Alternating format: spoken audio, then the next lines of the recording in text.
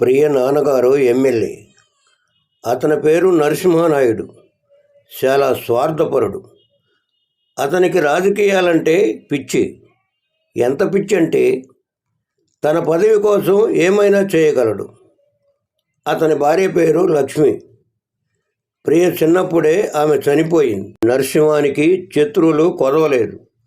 రాజకీయ పార్టీలో క్రమంగా కార్యకర్త నుంచి ఎమ్మెల్యే పదవి కోసం ఎదురు చూస్తూ దానికోసం ప్రయత్నం చేసే పనిలో పెద్ద పార్టీని కలవడం కోసం కారులో వెళుతుండగా నరసింహ కారుకు బాంబు పెడతారు. నరసింహ కారు కాకుండా వేరే కారు కింద బాంబు పెట్టడం వల్ల ఆ కారు పేలి అందులో ఉన్న వారందరూ చనిపోయారు. అందులోనే ప్రియ అమ్మగారు లక్ష్మి గారు కూడా ఉంటారు. అక్కడే ఆమె చనిపోతారు. ఆమె గుడికని ఆ కారులో బయలుదేరతారు నరసింహ పేరు మీద పూజ చేయించడానికి.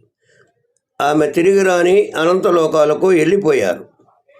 బాంబు ఫిక్స్ చేసి అతను నరసింహ కారు కింద పెట్టవలసిన బాంబు అమ్మగారి కారు కింద పెట్టడం వల్ల అందులో ఉన్న అందరూ అక్కడికక్కడే చనిపోతారు. అందరూ అంటే కారు డ్రైవరు, ఆమె. లక్ష్మి గారి సానుభూతి ఓట్లతో గెలిచాడు నరసింహ. అప్పటి నుండి ఇప్పటి వరకు అతనే అక్కడ నియోజకవర్గంలో ఎమ్మెల్యే గెలుస్తూ వస్తున్నాడు.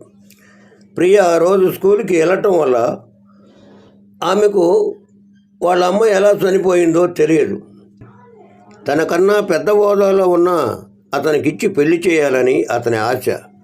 దాంతో అతను రాజకీయంగా ఇంకో మెట్టు ఎక్కాలి అని అనుకుంటూ ఉండగా తనకు ఒక ఆలోచన వచ్చింది. ప్రియ అమ్మ లేకపోవడం వల్ల కొంచెం గారాభంగా పెరిగింది. లక్ష్మి గారికి అమ్మ ఉంది. ఆమె పేరు కాంతమ్మ. ప్రియకి అమ్మమ్మ. ఆమె ప్రియని చిన్నప్పటి నుంచి పెంచుతూ మంచి చెడు నేర్పిస్తుంది. కానీ తనకి ఒంట్లో ఓపిక లేదు. అందుకని కొంచెం ప్రియ మీద శ్రద్ధ తగ్గింది. ప్రియకు అమ్మమ్మ అంటే చాలా ఇష్టం. కానీ ఆమెకు నానంటే భయం. నరసింహకు చెప్పుకోలేని విషయాలన్నీ అమ్మమ్మకు చెప్పుకుంటుంది. ప్రియ కాలేజీలో జాయిన్ అయిన రోజు సైన్స్ అండ్ టెక్నాలజీ కాలేజీలో ప్రియ బీటెక్ కోసం జాయిన్ అవుతుంది. నరసింహకు తన కూతురు చదువుకోవటం ఇష్టం లేదు. ఎక్కడైనా తన కూతురు ప్రేమలో పడుతుందేమో అని అతని భయం. అందుకే ఇంట్లో నుంచి ప్రియను బయటకు పంపేవాడు కాదు. ప్రజలు ఏమనుకుంటారో అని ప్రియని కాలేజీలో జాయిన్ అవ్వటం తనకు ఇష్టమైన అన్నట్లుగా ఉంటాడు. అయినా ప్రియకు అన్ని జాగ్రత్తలు చెప్పి కాలేజీలో జాయిన్ చేశాడు. ప్రియ తన ముందు మంచిగా యాక్టింగ్ చేసి అతని వెనకాల తనకు నచ్చినట్లుగా ఉండేది. అంటే కొంచెం అల్లరి పిల్లగా, కొంచెం పొగరగా, పిహెచ్గా చేసేది అబ్బాయిల ముందు. కాలేజీలో జాయిన్ అయిన సెకండ్ డే తనని ర్యాగింగ్ చేయడానికి కొంతమంది సీనియర్స్ స్టూడెంట్ వాళ్ళ దగ్గరికి వెళ్ళింది. అక్కడకు తనతో పాటు ఇంకో ఇద్దరు అమ్మాయిలు ఉండటం ప్రియ గమనించింది. ఆ ఇద్దరు అమ్మాయిలు ప్రియను చూసి టెన్షన్గా ముఖం పెట్టుకొని నా పేరు రమ్య అని, శారద అని పరిచయం చేసుకున్నారు. అతి చిన్నగా మాట్లాడుతూ వీళ్ళు మనకి సీనియర్స్. ప్రియ కూడా తనకి చెరువు వైపు ఉన్న వీళ్ళని చూసి నా పేరు ప్రియ అని మెల్లగా చెప్పింది. ఆ ముగ్గురు అమ్మాయిలకి ఎదురుగా ఎత్తైన బల్ల మీద కూర్చొని ఉన్న వాళ్ళలో ఒకడు లేచి వీళ్ళ దగ్గరకు వచ్చి మీ పేర్లేమిటో చెప్పి ఇక్కడ నుంచి మీ క్లాసులకి పోవచ్చు అని చెబుతాడు. అతనికి ప్రియ బాగా నచ్చుతుంది. ప్రియని పైనుంచి కింద వరకు కవింపుగా చూస్తూ ఉంటాడు. ప్రియకి వాడి చూపు అసలు నచ్చదు. తన సున్ని సరి చేసుకుంటుంది. వాడు ఎలా అయినా ప్రియతో మాట్లాడాలని ఆమెతో ఉన్న మిగతా ఇద్దరి పేర్లు కనుక్కొని అక్కడి నుండి వాళ్ళను పంపిస్తాడు. ప్రియకైతే లోపల భయంగా ఉంటుంది, కానీ అది తన ముఖం మీద కనపడనీయకుండా టెన్షన్ పడుతున్నట్లు అనిపిస్తుంది. ఆ వచ్చిన సీనియర్ పేరు వాసు. వాసు ఆమె వైపు నవ్వుతూ చూస్తూ, నీ పేరేమిటి అని అడుగుతాడు.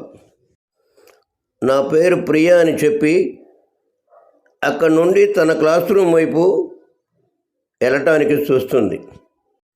ఏయ్ ఆగో అని వాసు గద్దిస్తాడు. దాంతో ప్రియ భయపడుతూ అక్కడే నిలబడి ఏమిటి అన్నట్లు చూస్తుంది.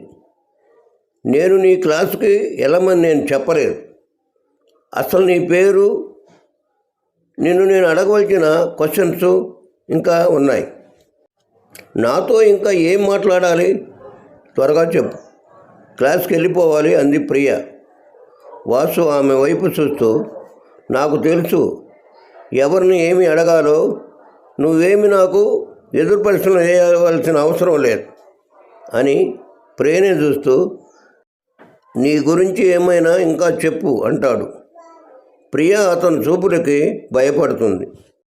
ఏటో దిక్కులు చూడకు, చెప్పు అని అతను ఆమెను అంటాడు. ప్రియ తన మనసులో అతని గురించి తిట్టుకుంటూనే, నేను ఈ నియోజకవర్గం ఎమ్మెల్యే నరసింహ కూతుర్ని. ఇది అంతా విన్న వాసు ప్రియని క్లాసుకి వెళ్ళమని చెబుతూనే, ఈ రోజు నుండి నువ్వు నాతో తప్ప ఇంకెవరితో మాట్లాడకూడదు. ఇది నా రిక్వెస్ట్ కాదు, నా ఆర్డర్. నీ ఆర్డర్ నేను ఎందుకు పాటించాలి? మా నాన్న ఎవరో ఏమో చెప్పినా నీకింకా బుద్ధి లేకుండా నన్ను బెదిరిస్తున్నావా? అతనికి ఏలు చూపిస్తూ అంటుంది. నాకే ఏలు చూపిస్తావా అంటూ కోపంగా ప్రియశంపపై కొడతాడు. మీ నాన్న ఎమ్మెల్యే అయితే నాకేమన్నా భయం అనుకున్నావా? నిన్నిప్పుడే ఇక్కడే నా కసి తీరా అనుభవిస్తా. మర్యాద అడిగింది ఇస్తావా అంటాడు వాసు. ఇస్తానులే కానీ నా చెప్పు దెబ్బ తింటావా అంది ప్రియ. నన్నే చెప్పుతో కొడతావా అంటూ ప్రియను బలాత్కారం చేస్తూ ఉంటాడు. ఆ విషయం ఎమ్మెల్యే నరసింహంకు తెలిసి ఉక్రోషంతో తన అనుచరులను పంపుతాడు.